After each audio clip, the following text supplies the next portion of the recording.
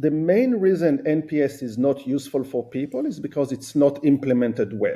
So the problem is not the core metric, it's the way people deploy it. The famous saying, garbage in, garbage out, right? If you don't use it well, you shouldn't expect to get good results.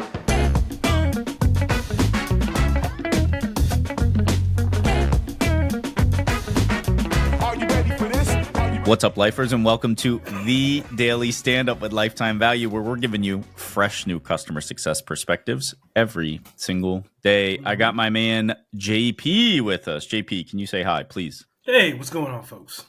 And we've got Rob with us. Rob, can you say hi, please? Make some noise, lifers. And we've got Boaz with us. Boaz, can you say hi, please? Good morning. Thank you. Good morning. We don't date the podcast. Maybe we're doing this at midnight. Who knows? That's not dating, technically. We time it. We don't date timing. it. Timing. Yeah. Okay. Yeah. Okay. All right. Boaz corrected you. Oh, yes. And I am your host. I stand corrected. My name is Dylan Young. Boaz, thank you so much for being here. Can you please introduce yourself? Sure. My name is Boaz. I run customer success teams. I'm you can say a startup person that loves customer success. I've been doing this for many years, 9 different startups, never been a founder, not interested in being a founder, but really, really love building and running customer success teams as part of this machine called a company that builds a product, sell it, and then try to give customers value from it. Very cool. I like that distinction. I'm a startup person, but don't want to be a founder. I think there's a lot of beauty in knowing exactly where you sit and like what you want to do and how you want to serve. So that's super cool. Well, Boaz, you know what we do here? We ask one simple question of every single guest, and that is, what is on your mind when it comes to customer success? So I'd love to hear what that is for you. Sure. In the last few months, I've been thinking a lot about NPS, Net Promoter Score, one of those metrics that everybody loves to hate. It's one of the most used one. It's one of the most contentious one. It's been developed, 25 years ago by Setmatrix and Bain Capital and Bain Consulting. And when I encounter something that a lot of people use and a lot of people don't like, it spurs my interest. Like, what in it works or doesn't work? And so I spent some time. Obviously, I used it in the past, but really in the last few months, I spent more time thinking through it, and I found that what makes NPS really powerful is it's a single question, which means you get very high response rate. That's fantastic in a survey. At the same time, it's very rigid structure, which makes it very easy to compare to others. That's why NPS is so powerful. There are 2 problems. One, when you have only a single question in a survey, you get very limited data. And a lot of people say, well, it's just not actionable. It's a vanity number. It's wonderful. I have 35, 67, whatever number. I can make use of it, so what's the point? The second problem is that research has shown that there is actually not a very strong correlation between NPS and other metrics such as retention and churn. If you have a metric that doesn't correlate with the business, what's the point? So I went to dig deeper, and I found that my conclusion is the main reason NPS is not useful for people is because it's not implemented well. So the problem is not the core metric, it's the way people deploy it. The famous saying, garbage in, garbage out, right? If you don't use it well, you shouldn't expect to get good results. So working with Sarah Buccino and my team at Talek for the last almost 5 years, we developed a methodology that we found to be fantastic. And when I say fantastic, I look at, is it useful? Well, we got between 22 and 25% response rate, which is just about 10x what normal surveys get. That's a measure of success. We got a lot of great feedback. When we did reviews monthly or quarterly with stakeholders, the room was filled. And one thing that I found about updates, if the room is empty when you do an update, your update is not very valuable to people. But when a lot of people want to join and listen and contribute, you probably do something well. So I'm gauging based on how much response I get and what people say about it, and it feels like this is the right thing. So we distilled it to a very unique, specific methodology, which, again, bounce at a lot of people in the industry that I have connections with. I truly believe is best in class. Not that it's the first time it's done this way.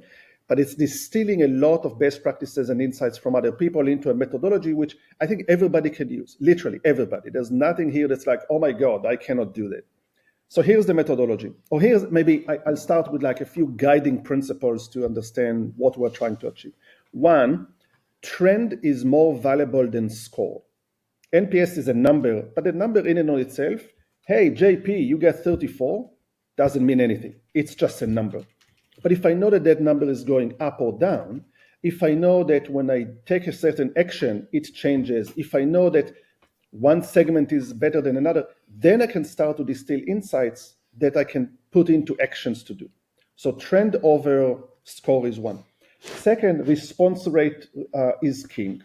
When I hear people show results and the response rate is 2%, I'm like, who cares? Two of every 100 people gave you feedback. How is that representative of anything that you do? It's not. So unless you get to like 20% or more, it feels very minimized, right? So how do we focus on getting response rate? Third, NPS was initially developed for B2C, right, companies, so end results and users. In a B2B, you need to be a little bit more thoughtful on how you deploy it and really target the right persona, right? We provided a point of sale solution to small businesses. The person at the front desk that is using the application with customers has a very different perspective than the owner that is using a completely separate part of the application. If you're not thoughtful about who you target, you're probably not going to get the right data. So focus on your persona. Fourth, timing is everything. If you just ask, randomly, right? Most questionnaires, if you think about it, I'm sure you all get questionnaires from people. They normally arrive at a time that makes sense for the vendor to send it, which makes no sense to you. I wake up in the morning, there are 3 surveys, not related to anything, not contextual to anything. I normally say no. And even if I say yes, who knows what my set of mind is relative to it. So you need to be very specific, contextual to the user if you want to get the right sentiment, the right feedback for them. Number 5, comments are gold. We want the number from the customer. Is it an 8 or a 6 or a 10? But I also want some feedback on text, because those texts can be really empowering to the numbers. And then the last 2 points very quickly. One is NPS in and on itself is just one data point. You need to have a voice of customer program with maybe some interviews, with CSAT on your customer support, with a bunch of other metrics to really understand the customers. NPS in and on itself, as much as I love it, is one piece of the pie. And the last thing, which is critically important, is if you collect data but don't act on it, what's the point? You keep hearing me talking about what's the point. Collecting data and not act on it doesn't give you anything. By the way, if you're a customer, if you're a user, if you provide feedback to a survey and nothing comes back, you will not provide it next time. So you need to respond to your customers and take action. You also should use this information with other stakeholders. Empower sales, empower product, empower support, empower marketing. Take the information and share it. And then third in that action, right? 1 is the customer, 2 other stakeholders, 3 executives, right? Set the stage, provide them the right perspective. Executives love NPS generally, predominantly because they love comparing to others, other competitors, other companies in the space. Give them the information, but do it smartly with the right context. So it's not just, again, a vanity number, but actually something that makes sense. All right. With the time we have left, Rob, I want to come to you first because I think there were a lot of topics in there that you think about a lot around methodologies and standardization and how to properly measure and iterate. And we may only have time for one of you. Rob, what I'd like to hear is what your biggest takeaway or your one question is from everything that Boaz just shared. I have a lot. Boaz, that was really cool. That was like a level of depth that I haven't heard. So I'm going to try to boil this down as much as possible. I have a hypothesis. And I haven't even shared with you the actual methodology. I know. I was waiting to hear it. But you haven't released part 3 of your study yet, right? Maybe you will by the time this podcast comes out. I don't know. But I have a hypothesis. I'll just share this. We can discuss it on a future episode, I'm sure. That there's a question that I've come across. It's the product market fit question, so to speak. It's how disappointed would you be if you could no longer use this product? I have a hypothesis that that's more predictive of churn than the NPS question, but I don't know. And I'm excited to find out what... I don't know. It's a good question. I think for the purpose that I'm trying to use NPS, I don't think there's a big difference. Because what you want is to get a trend and insights and then correlate to something, right? So, for example, in the minute we have, the methodology that we have is a single question, the NPS question, asked 3 times along the life cycle of a customer. At the completion of onboarding, 90 days later, and then annually. And the insight here is we then compare that it's the same question to the same person 3 different times. Now I can compare, and the comparison is what gives me the insight. So the actual question, I don't think is that, critical. I like to use NPS because I like to compare it to others, right? That's why I'm so focused on the rigidity of that question.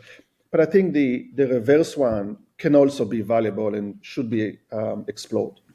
And we should explore it in a new episode. But for now, we've got to say goodbye, Boaz. We are out of time. This is a fantastic. I love all of the data you brought. There were some really awesome points that you called out that I want to double click on, but we just don't have enough time. So why don't you come back? We'll expound on this a little bit more. But for now, we do have to say goodbye. Fantastic. Thank you so much for the opportunity.